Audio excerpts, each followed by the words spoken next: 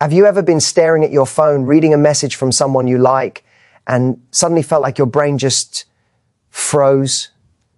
You're asking yourself, did they mean that, or am I just imagining things? If you've ever lost sleep over someone's mixed signals, wondering whether they're interested or just playing games, this will resonate with you, and you're going to want to hear this. Here's the thing. Mixed signals aren't confusing because the other person is complicated. They're confusing because your mind is wired to crave certainty, that small pause before they reply, that vague maybe later, or the sudden burst of attention followed by silence. It creates this emotional roller coaster, and your brain starts chasing that unpredictable high, keeping you locked in a cycle where every word, every emoji, every tiny detail feels like a code you must crack. The worst part isn't even the mixed signals themselves, it's what they do to your mind. You start imagining scenarios, writing stories in your head that probably don't exist, and convincing yourself of outcomes before they even happen. You become obsessed with analyzing their every action, trying to find meaning in moments that might have none. And no matter how hard you try, it never stops. You end up feeling anxious, drained, and a little powerless. Why does this happen? Because you're not broken. Your brain is designed to protect you from rejection and to seek connection. When someone gives you uncertainty instead of clarity, it triggers fear. Fear of being left behind, fear of missing out, fear that maybe you're not enough. And fear is a powerful engine. It makes you check their social media, replay conversations, and question yourself endlessly. Even when you tell yourself, I'm not overthinking, your subconscious is doing all the heavy lifting, spinning scenarios that keep you awake at night. Let's pause for a second. Imagine if this overthinking is actually a sign of something positive. Strange, right? But it's true. It's proof that your brain sees potential, a chance for connection, for intimacy. The problem is your brain can't tell the difference between excitement and stress-induced obsession. That's why a single delayed response can spiral into hours of worry and speculation. You're not weak. You're just being human. And your brain is taking your hopes a little too literally. So what if you could take control of this? What if you could enjoy the excitement of dating without letting uncertainty hijack your peace of mind? There's a way to do it. A way that stops the spinning thoughts and gives you clarity without needing to change who you are or how you feel. And once you understand it, you'll see just how much freedom you've been missing in your love life. The reason overthinking takes over is simple. Your brain doesn't like uncertainty. It wants answers, and it wants them now. But the problem is, in dating, clarity doesn't always arrive on time or in the way you expect. 1 minute they're texting like they're obsessed with you. The next, they vanish without a trace, and your mind instantly goes into overdrive. What did I do wrong? Did I say something weird? Are they losing interest? Sound familiar? Here's the reality. Every time you spiral into these thoughts, you're letting your imagination run the relationship. And unfortunately, imagination is biased toward fear. It assumes the worst because your subconscious is trying to protect you. So that cute pause or delayed reply suddenly feels like rejection, when in reality, it might just be life happening. Maybe they're busy, stressed, or distracted, not plotting to hurt you. But your mind doesn't know that, and until it learns you feel trapped. Most people try to fix this by overanalyzing. They replay conversations, scrutinize texts, or obsessively check social media. And here's the tricky part, it feels productive. I'm figuring it out, you tell yourself. But in truth, it's the opposite. Every extra thought is giving your anxiety more fuel. It's like feeding a fire with gasoline while hoping it will calm down. Eventually, you're exhausted, frustrated, and still no closer to clarity. So how do you break free? Step 1 is noticing the pattern without judging yourself. Awareness alone is powerful because it stops the autopilot. Once you see that your brain is twisting uncertainty into stress, you can start creating space for rational thought. That means giving yourself permission to pause before overthinking. Literally, take a breath and ask yourself, do I have evidence for this worry, or am I making a story up? You'll be surprised how often your fears are just imagined scenarios, not reality. Another key is shifting focus from them to yourself. This is huge. When you obsess over someone else's behavior, you're giving them control over your emotions. But when you turn your attention inward, toward your goals, your hobbies, your confidence, you reclaim that control. You start living in the present instead of chasing uncertainty, and suddenly the pressure of decoding every action diminishes. You're no longer desperate for their validation because you're already validating yourself. Here's a funny thought.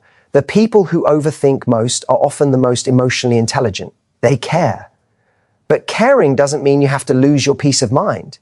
You can feel deeply and still remain grounded. You just need a strategy to prevent your imagination from hijacking your reality. And this is where a subtle shift in mindset makes all the difference.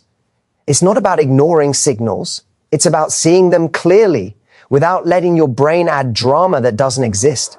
Once you understand this, overthinking stops being a trap and starts becoming a signal, a way to recognize when you're emotionally investing too much in uncertainty.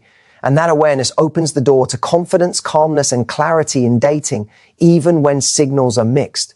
By now, you've learned why your mind spirals in some ways to regain control, but there's a deeper layer that most people miss: your emotional resilience.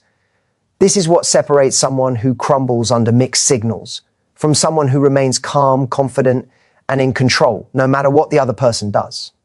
Resilience isn't about suppressing feelings. It's about strengthening your emotional foundation so that uncertainty doesn't knock you off balance. Think about it like this. Emotions are energy. When you allow every vague message or delayed reply to hijack your energy, you're giving away your power. But when you build resilience, you learn to notice emotions without letting them dictate your actions. You feel the nervousness, the anticipation, even the fear, but you don't let it run the show. You observe it, process it, and respond thoughtfully. That shift alone changes everything in dating. One key to resilience is perspective. Often we overthink because we place too much importance on one person's behavior, as if their actions define our worth. But your value isn't determined by someone else's attention or affection. It's determined by the life you lead, the confidence you carry, and the standards you uphold. When you internalize this truth, mixed signals lose their grip.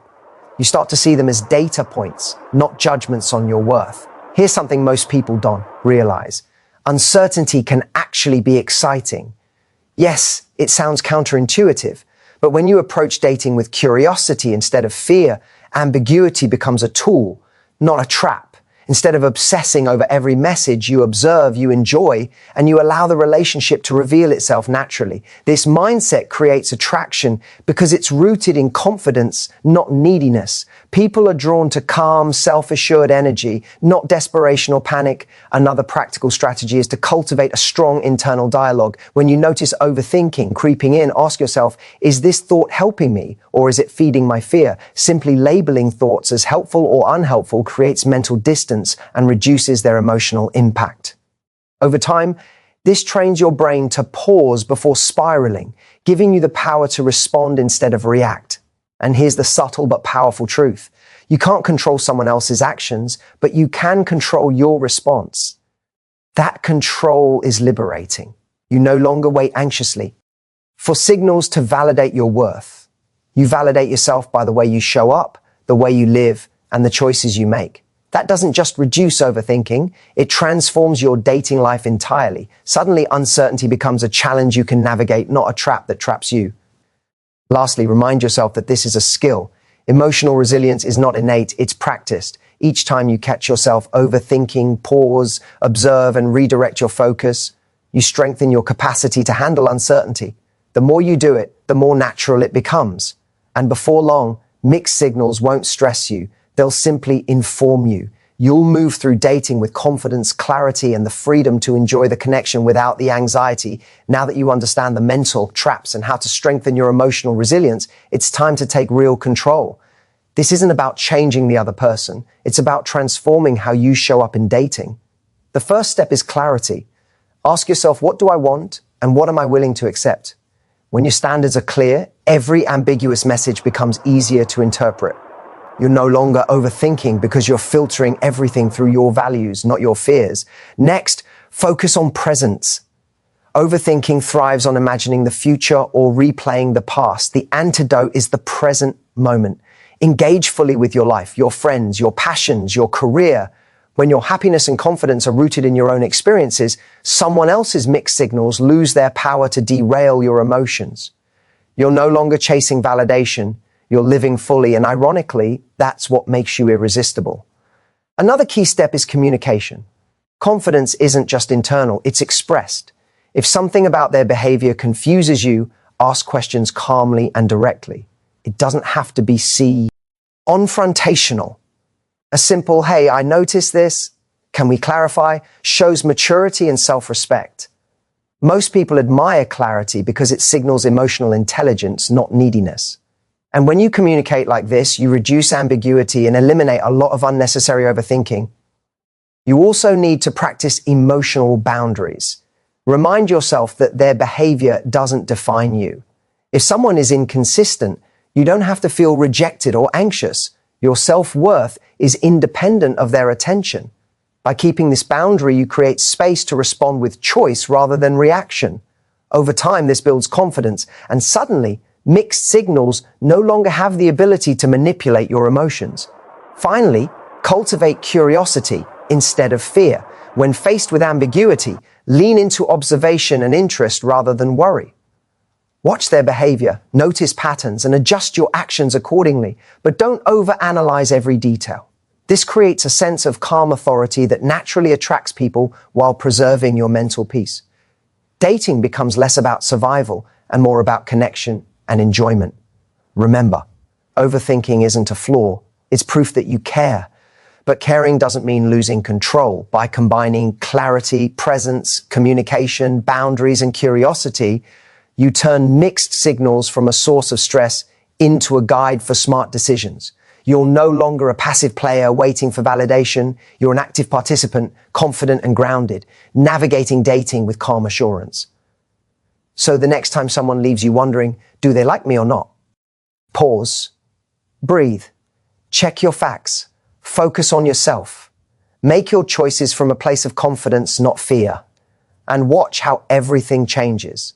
How your anxiety fades, how your clarity grows, and how dating finally becomes something exciting and empowering, not confusing and exhausting. By taking control of your mind, you take control of your dating life. And that's the difference between overthinking endlessly and living freely, confidently, and with the kind of calm that makes people genuinely want to be around you.